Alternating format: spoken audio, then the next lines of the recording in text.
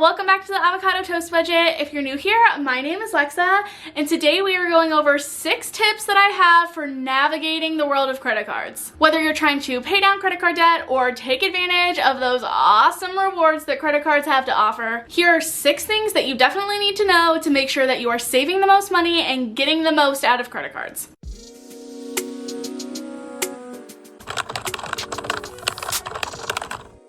Number 1, negotiate your APR. Did you know that you can negotiate your APR on your credit cards? Now listen, I know talking on the phone is not the most fun thing that is out there, but if you can save hundreds of dollars in interest by lowering your credit card APR, then why would you not? Your credit card APR is basically just the interest that you are paying on your credit card. So if you are someone who is in credit card debt or who cannot pay off your credit card balance in full every month, this tip is really important for you to know. It is totally possible and realistic for you to negotiate your APR with your credit card company. I have a few tips for you for navigating that. The first one, of course, is being kind, recognizing that the person on the other end probably actually has not a lot of control over anything to do with policy and is a person who is not getting paid enough to do what they are doing, and you are going to get a lot further with people if you are kind. But I also think that it's important that you are firm and educated and you go in knowing what you are wanting and what you're expecting. Because the reality of it is that credit card companies know that they can save more money by keeping you as a customer than if they have to replace you as a customer, even if it means that you're paying them less in interest if they lower that APR a little bit. So make sure to do your research ahead of time. Know if there are other credit card companies out there or personal loans that are offering you better rates. Call up your credit card company and explain to them that you are very interested in staying with the company. You have been a loyal customer for X amount of years, bonus points if you have been with the company for a while, but that there are other companies right now that are offering you better rates and you want to know what they can do for you. And just know this doesn't always work, but if you have high interest credit card debt, then it's worth a shot. Number 2 is along the same lines, which is asking for a credit limit increase. This is another thing that you can request and ask for, and that sometimes they will happily do for you. All it typically takes is just a phone call. Now, I want to preface this by saying I do not think it's a good idea to call up your credit card company and ask for a credit limit increase because you plan on spending more money on a credit card that you can't pay off. However, there are really good reasons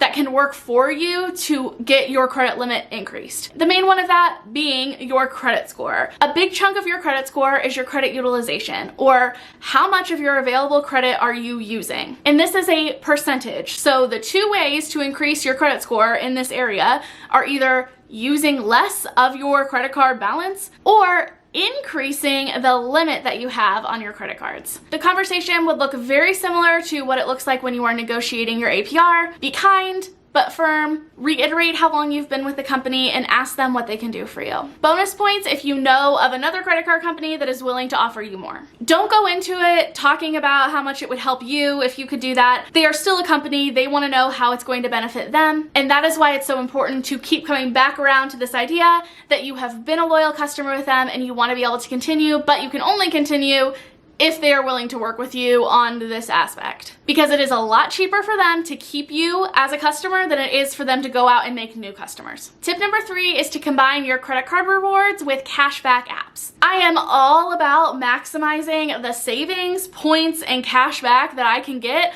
on all of my purchases, because when it comes to personal finance, I want to have to cut out as little as possible. So if there are ways for me to just spend less money or get cash back on the things I was going to buy anyway, then I am all for it. And knowing how to stack your credit card points or rewards with cashback apps is a great way to do this. One of my favorite examples of this is using Flues. I have talked about them all the time on here, also all the time on TikTok and Instagram, and it's because I just love them so much. And one of the really awesome things about their platform is that you use your credit card to buy a gift card through the retailer that you're already shopping at for the exact amount you were going to spend, and then you pay with that gift card. And oftentimes they give you up to 35% cash back on those purchases, and that is on top of the cash back that you are getting for purchasing that gift card on your credit card. So it's like double cash back points, And then if you can throw on like a promo code on top of a sale on all of those, then you are getting like the most bang for your buck. But Flues is definitely not the only app that does things like that. There's so many other cashback apps that this works very similarly with, not just Flues. Some examples that I love are Ibotta,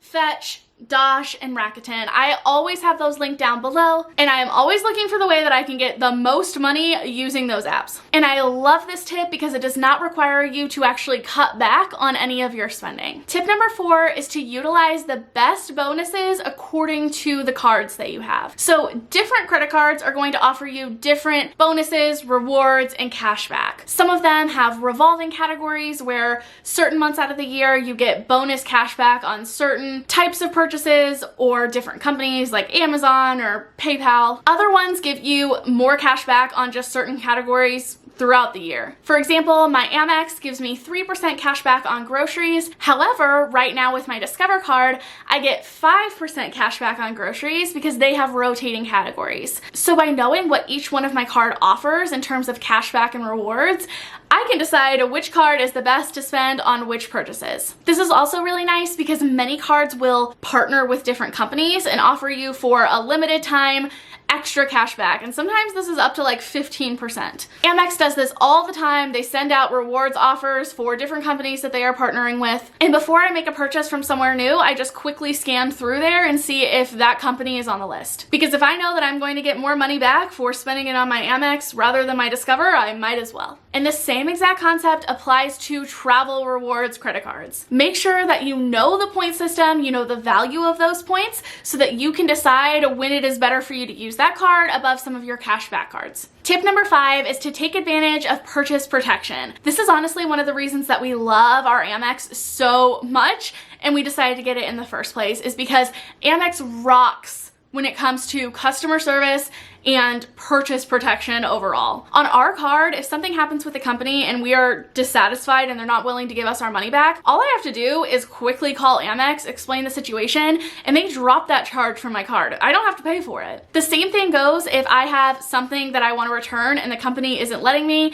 if it's past the return date or they have a really strict return policy that I didn't know about, Amex will cover that return for me. This is a huge bonus under those circumstances where you forgot about the return policy or you had a really bad buying situation and the company isn't doing anything about it. I am all about that added layer of protection. And on top of that, so many other credit card companies offer very similar services to what I'm talking about with our Amex. And just in general, credit cards are often a safer way to deal with fraud than something like a debit card. Because if you have fraud on your credit card, they can put your credit card on hold. You still have access to the money inside of your bank account.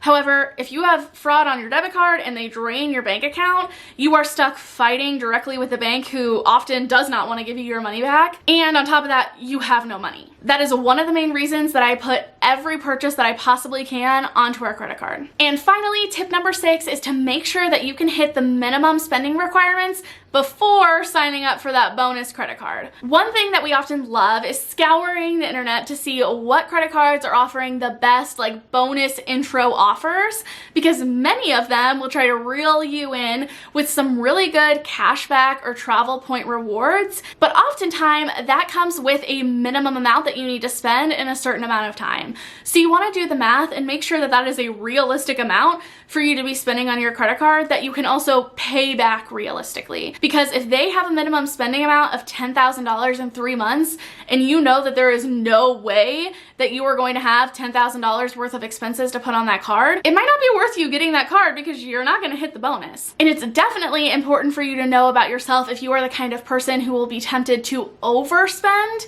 in order to meet that bonus, if you are kind of close to it or you're worried that you're not going to reach it. Because what you don't want to do is put yourself in a situation where you're spending more than you typically would just to get bonus cash back, or you are spending more than you can afford to get that bonus cash back. Because it is really important to know with credit cards that the second that you have a late fee or you have to pay interest, it's no longer worth the rewards that you were getting. The whole point of utilizing rewards on a credit card is to not have to be paying them in interest and fees. So I really hope that this helps you navigate the world of credit cards. Definitely let us know in the comments down below if you have any questions or if you have any tips of your own about how to hack credit cards or different reward systems that you have found that work really well for you. Bonus points if you have any horror stories, that way we can learn from your experiences. And before you leave, make sure that you remember to hit that subscribe button down below and push that bell notification. That way you never miss an upload. And I will see you all next time.